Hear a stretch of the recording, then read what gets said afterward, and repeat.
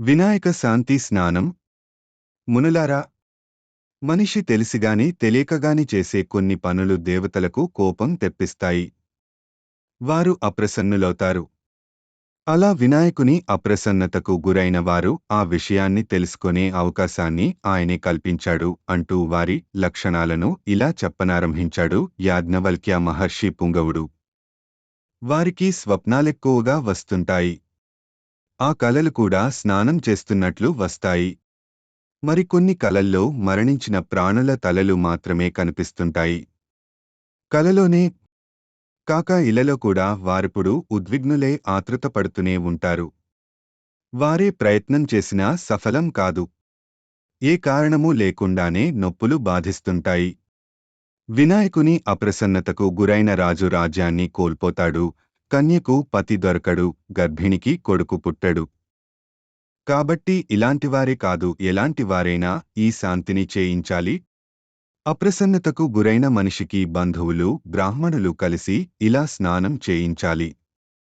భద్రాసనం మీద కూర్చుండబెట్టి బ్రాహ్మణులు స్వస్తివచన పూర్వకంగా ఈ స్నానాన్ని చేయించాలి.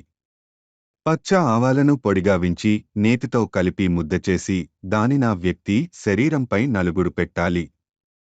తరువాత అతని లేదా ఆమె యొక్క తలకు సర్వౌషధాలు, సుగంధద్రవ్యాలు కలిపి తయారు చేసిన నూనెను పట్టించాలి. ఔషధ మిశ్రితమైన నీటితో 4 కుండలను నింపి ఉంచి నలుగుడు పిండిని పూర్తిగా లాగివేసి తలపై పట్టించిన నూనె కాస్త తడియారగానే ఒక్కొక్క కుండను ఈ కుండల్లో నీరు పోయడానికి ముందే పుణ్యనది, సరోవరం వంటి 5 పవిత్ర జలాశయాల నుండి తెచ్చిన మట్టిని, గోరోచనాన్ని, గంధాన్ని, గుగ్గిలాన్ని వేసి ఉంచాలి. ఆ వ్యక్తి నెత్తిపై నుండి పోస్తూ స్నానం చేయించాలి. మొదటి కలశలోని నీటిని పోస్తూ ఆచార్యుడు ఈ శ్లోకాన్ని చదవాలి. మంత్ర ఈ మంత్ర శ్లోకాన్ని చదవాలి. సహస్రాక్షం శతధారం ఋషిభ్యః పావనం స్మృతం తేన త్వామభిషించామి పావమాన్యః పునంతుతే. సహస్ర నేత్రాలు, సహస్ర శక్తులని ఉద్దేశ్యం, అసంఖ్యాక ధారలు, మహర్షి బృందం పవిత్రములని పవిత్రీకరములని ఆదేశించిన పవిత్ర జలాలతో వినాయక గ్రస్తుడవైన నిన్ను అభిషేకిస్తున్నాను. ఉపద్రవశాంతి నీకగుగాక అని దీని భావము. రెండవ కలశాన్ని ఈ క్రింది మంత్రయుక్త శ్లోకాన్ని పఠిస్తూ ఆ వ్యక్తి తలపై వంచి అభిషేకించాలి. భగంతే వరుణోరాజా భగం సూర్యో బృహస్పత్యః భగమింద్రశ్చ వాయుశ్చ భగం సప్తర్షయో దదుః. మూడవ కలశలోని నీటితో వ్యక్తి నభిషేకిస్తూ ఈ మంత్ర పూత శ్లోకాన్ని చదవాలి. యత్తే కేశేషు దౌర్భాగ్యం సీమంతే యచ్చ మూర్ధని లలాటే కర్ణయోర్గ్నౌ రాపస్తద్రఘ్నంతతే సదా. నీ సర్వాంగాలను పట్టిన దరిద్రం నేటితో ఈ నీటి పవిత్రత వల్ల కడుక్కుపోవాలిగాక అని ఈ శ్లోకభావం. అనంతరం 4వ కుండలోని నీటిని పోస్తూ పై 3 శ్లోకాలను పఠించాలి. ఎడమ చేతిలో కుశదర్భలను తీసుకొని బ్రాహ్మణుడు ఆ వ్యక్తి యొక్క తలను స్పృశిస్తూ మేడి కర్ర నుండి చేసిన స్రువ చెంచాలాటిదే కాని కర్ర చివర గోయి ఉంటుంది. యజ్ఞాలలో వాడుతారు తో ఆవనునెను కుడి చేతితో తీసుకొని అగ్నిలో ఆహుతులను సమర్పించాలి. ఈ ఆహుతులను ఈ క్రింది మంత్రాలు చదువుతూ వేయాలి. మితాయ స్వాహ, సంమితాయ స్వాహ, శాలాయ స్వాహ, కటంకటాయ స్వాహ, కూష్మాండాయ స్వాహ, రాజపుత్రాయ స్వాహ. యాజ్ఞవల్క్యమితాక్ష అధ్యాయంలో 285వ శ్లోకంలో మాత్రం పై మంత్రాలలో స్వాహాకు ముందు ప్రయుక్తమైన నామాలన్నీ వినాయకునివే అని చెప్పబడింది.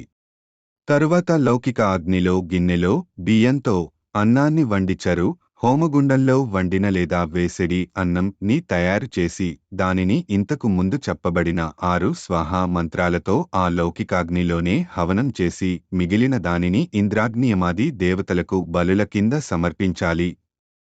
ఆపై ఒక అరుగుపై దర్భలను పదచి దానిపై పుష్ప, గంధ, ఉండెరకమాల, పక్వాన్న, పాయసాలు, నెయ్యి కలిపిన పులావు, ముల్లంగి, ప్రత్యేకం, గడ్డి, అప్పాలు, పెరుగు, బెల్లం ఉండలు, లడ్లు, చెరకు ముక్కలు ఈ ద్రవ్యాలన్నిటినీ చేర్చి ఉంచాలి. వినాయక జననేన దుర్గాదేవిని ప్రతిష్ఠించి చేతులు జోడించి నమస్కరించి అర్ఘ్యమివ్వాలి. పుత్ర సంతానం కావలసిన స్త్రీ దూర్వా, సరసపుష్పాలతో భగవతి పార్వతీదేవి నర్చించి స్వస్తివచనాలతో బాటు ఈ క్రింది ప్రార్థనా శ్లోకాన్ని చదవాలి. రూపందేహ్యసో దేహి భగం భగవతి దేహి మే పుత్రాందేహి శ్రీయందేహి సర్వాన్ కామాంశ్చ దేహి మే. తరువాత బ్రాహ్మణులను భోజనాలతో తృప్తి పనచాలి. గురువుగారికి 2 వస్త్రాలనిచ్చి, అంటే గురుగ్రహానికి అన్యగ్రహాలను పూజించి మరలా ప్రత్యేకంగా సూర్యార్చన చేయాలి. ఈ విధంగా వినాయకుని గ్రహాలను పూజించిన వ్యక్తులు సర్వకార్యాల్లోనూ సాఫల్యము నందగలరు. అధ్యాయం 100.